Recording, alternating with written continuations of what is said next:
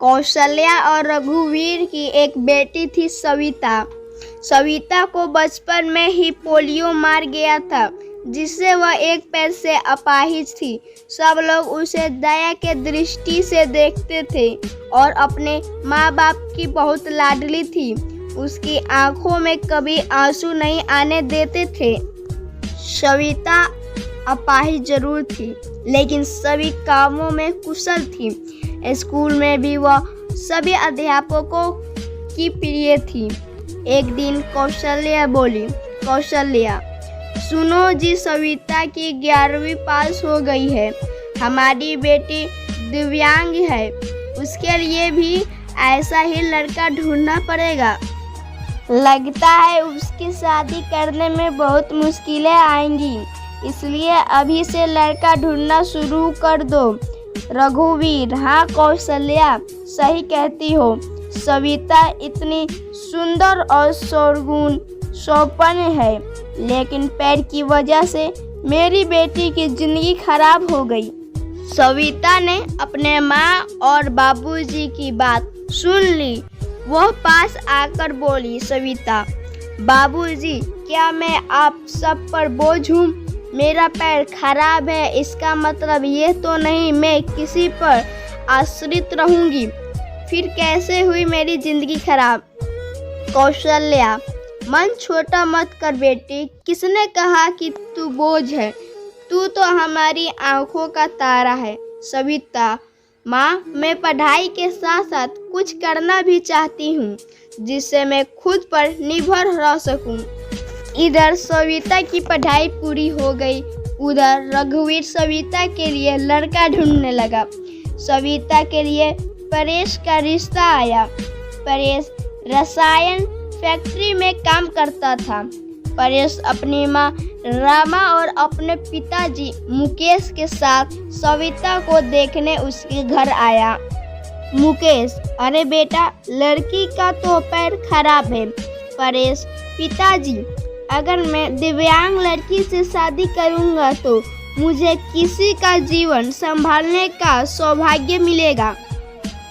रामा, बेटा, तेरी जिंदगी है, जो भी फैसला हो सोच संभाल कर लेना। परेश, देखिए सविता जी, मैंने आपकी जितनी तारीफ सुनी, मैं खुद को आपसे मिलने से रोक ही नहीं पाया। क्या आप शादी के लिए राजी हैं? सविता, परेश जी, मैं एक अपाहिज लड़की हूँ और आप पूर्ण रूप से स्वस्थ हैं। क्या आप एक अपाहिज लड़की को स्वीकार करेंगे? परेश, सविता, मैं जिंदगी भर आपका सहारा बनने के लिए तैयार हूँ, अगर आपको इतराज ना हो तो। सविता, अगर आप तैयार हैं तो मैं खुशनसीब हूँ कि मुझे आप जैसा जीवन साथी मिलेगा। सविता और परेश की बहुत धूमधाम से शादी हुई। चारों तरफ चर्चा थी कि बड़ी भाग्यशाली है सविता, जो दिव्यांग होते हुए भी उसे इतना अच्छा पति मिला है। रामा, बहू, आज तुम्हारा पहला दिन है, इतनी जल्दी कैसे उठ गई? आराम से उठ जाती। सविता, माँ, मुझे जल्दी उठने की आदत है, मैंने नाश्ता बना दिया है, आप सब लोग नाश्ता कर लीजिए। रामा हैरान थी कि एक पैर खराब होते हुए भी सुबह उठकर नाश्ता भी बना दिया।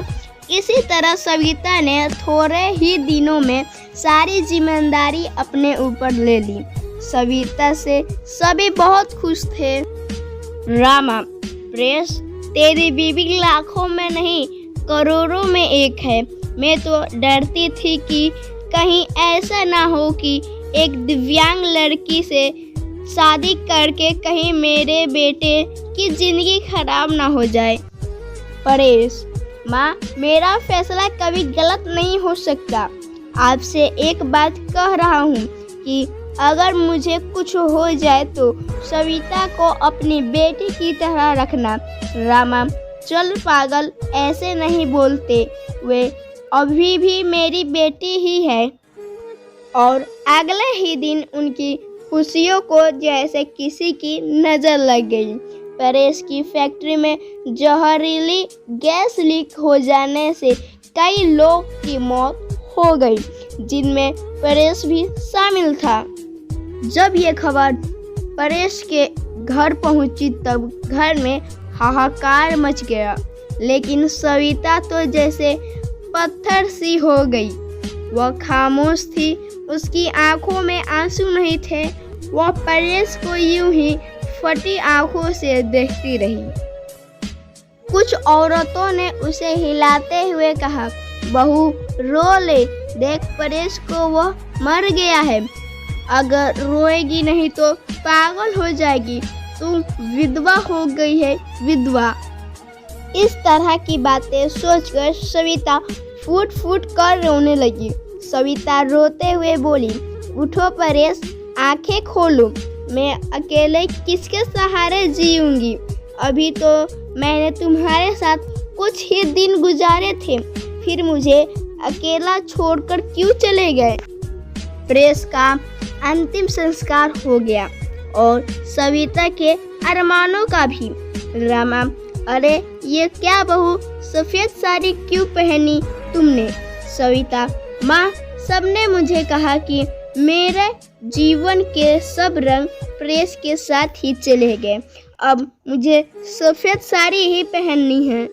रामा, नहीं बेटी, तुम हमारे दुख को और मत बढ़ाओ। आज से तुम कभी भी सफेद कपड़े नहीं पहनोगी। हफ्ते महीने यूं ही शौक से गुजर गए। कौशल्या और रघुवीर सविता को लेने के लिए आए। कौशल्या, मेरी बेटी का जीवन तबाह हो गया। रामा, देखिए समधन जी, सविता कहीं नहीं जाएगी। आप उसकी शादी करके कर्तव्य मुक्त हो चुकी हैं, लेकिन अब हमारे भी कुछ कर्तव्य है। हमारी बहू हमारी बेटी बनकर हमारे पास ही रहेगी। यह कहते हुए रामा ने सविता को गले से लगा लिया। मुकेश, हाँ समधी जी, रामा सही कह रही है। हम सविता को आगे पढ़ाएंगे और किसी लायक बनाएंगे। आप चिंता मत करना, हम अपनी सविता को पलकों पर बिठाकर रखेंगे। सविता, माँ, बाबूजी, परेश इनके इकलौते बेटे थे, अब वे नहीं है तो ऐसे में भी इनको छोड़कर चली जाऊं, ये सही नहीं है। मैं इनके रहकर ही इनकी सेवा करूंगी। सविता के माँ बाबूजी चले जाते हैं, अब सविता अकेली थी। उसने अपना सारा ध्यान पढ़ाई में लगा दिया। ऐसे में उसकी मुलाकात गौरव से हुई, जो समय समय पर सविता की पढ़ाई में मदद करता था। गौरव मुकेश के दोस्त का सबसे अच्छा बेटा था। उसका काम के सिलसिले में परेश के पिता के पास आना जाना लगा रहता था। गौरव इंजीनियर था और बड़ा ही शालीन स्वभाव का संस्कारी लड़का था। चारों तरफ औरतें बातें बनाने लगी। एक औरत बोली, अरे देखो कैसी विधवा है, ये सफ़ेद साड़ी नहीं पहनती, पति का जरा भी दुख नहीं है। तो दूसरी बोली, बन सवर कर कॉलेज जाती है, बेचारे रामा और मुकेश का तो बुढ़ापा ही खराब है। तीसरी औरत ने कहा, पहले इस लड़के का घर में आना जाना ठीक था, लेकिन अब परेश नहीं है तो इसे जवान विधवा बहू के घर नहीं आना चाहिए। लेकिन सविता को किसी की बातों से कोई फर्क नहीं पड़ता था, क्योंकि उसके सास ससुर उसके साथ थे। रामा जब इतनी अच्छी बहू के लिए लोगों के यह ताने सुनती तो वह तड़प उठती थी, रोने लगती थी। सविता ने अपनी मेहनत से बीएड कर ली और विकलांग कोटे में वह एक शिक्षिका के रूप में नियुक्त हो गई। रामा, सुनो परेश के पापा, हमारी सविता अब एक टीचर बन गई है। लोग ना जाने उसे कैसे कैसे ताने देते हैं। हमें अब उसकी शादी कर देनी चाहिए। मुकेश, सही कह रही हो रामा, विधवा है, अनाथ नहीं जो लोगों की उल्टी सीधी बातें सुनेगी। हम अपनी बहू की शादी धूमधाम से करेंगे। मुकेश ने जब अपनी बहू के रिश्ते की बात जब कुछ लोगों से की तब लोग कहते, अरे मुकेश तू पागल तो नहीं हो गया, विधवा बहू की शादी कराना चाहता है तू? मुकेश, हाँ मैं उसकी शादी कराना चाहता हूँ, उसकी जिंदगी से विधवा शब्द हमेशा के लिए मिटाना चाहता हूँ। तभी गौरव ने आकर के कहा, गौरव अंकल अगर आप सविता के काबिल समझते तो मैं आपके बहू से शादी करने के लिए तैयार हूँ। मुकेश, गौरव तुम? गौरव, हाँ मैं। मुकेश, मुझे यकीन ही नहीं हो रहा कि मेरी बेटी तुम्हारे जैसे लायक और होनहार बेटा पसंद करेगा। मुझे तुम पर गर्व है, मैं ये शादी के लिए तैयार हूँ बेटा। तभी मुकेश घर आकर के सविता से कहता है, सविता बेटी तुम जानती हो मैंने हमेशा तुम्हें अपने बेटी से बढ़कर माना है। मैं चाहता हूँ कि तुम्हारी ज़िंदगी की अधूरी सपने को पूरा करूँ। मैं तुम्हारी शादी गौरव से कराना चाहता हूँ। तुम्हें कोई एतराज़ तो नहीं? सविता, पिताजी प्रेस की जगह शायद ही मैं किसी को दे पाऊँ, लेकिन आपने जो मेरे लिए किया है वह कोई कर नहीं सकता। आपका फैसला मेरे सर आँखों पर, जैसा आप कहें मुझे मंजूर है। और फिर सविता और गौरव की धूमधाम से शादी हो गई और सब खुशी खुशी से रहने लगे। दोस्तों, आपको ये कहानी अच्छी लगी हो तो कमेंट में ज़रूर बताइए और हमारे चैनल को सब्सक्राइब, वीडियो को लाइक ज़रूर कीजिए। धन्यवाद।